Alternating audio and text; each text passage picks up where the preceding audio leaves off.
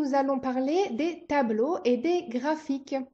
Alors je me doute que tu sais déjà ce que c'est, puisqu'on en voit plein dans la vie quotidienne, à la télévision, dans les magazines, sur les emballages par exemple. Et donc tu as peut-être déjà remarqué que ce sont juste d'autres manières de présenter des informations, mais qui sont plus pratiques, car elles évitent d'écrire de longues phrases et elles permettent de comprendre rapidement plein de choses.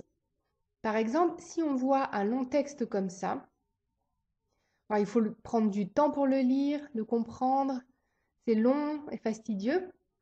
Mais si je présente le même texte sous forme de tableau, là, c'est tout de suite plus clair. Et sous forme de graphique, c'est encore mieux, car on voit en plus certaines choses sans avoir besoin d'analyser. Par exemple, on voit tout de suite quand ça augmente ou quand ça diminue.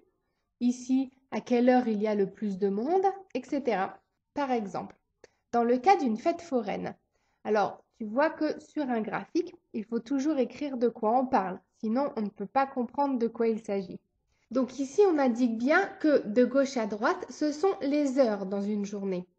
De gauche à droite, on dit que c'est l'axe horizontal, puisque tu vois, on écrit les heures à l'horizontale, de gauche à droite. Et sur l'axe vertical, de bas en haut, on indique bien qu'il s'agit du nombre de visiteurs.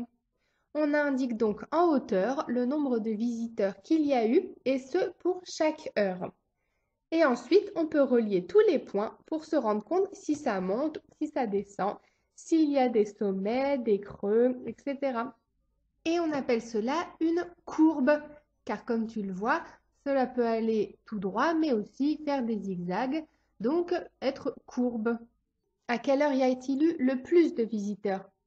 Et il n'y a même pas besoin de chercher dans le tableau. Ici, on voit tout de suite où est le point le plus haut. C'est à 15 heures qu'il y a eu le plus de visiteurs. À toi, trouve à quelle heure il y a eu le moins de visiteurs. Tu as trouvé? Donc, c'est le point le plus bas, bien sûr. On voit tout de suite que c'est à 9 heures, il y avait 120 visiteurs. Et maintenant, dis-moi quelles sont les heures où il y a eu moins de 200 visiteurs. Je te laisse réfléchir. Alors ici aussi, ça se voit facilement, car ce sont tous les points qui sont... Comment as-tu fait?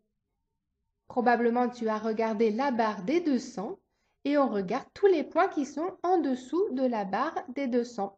Donc ici à 9 heures, 10 heures et 13 heures.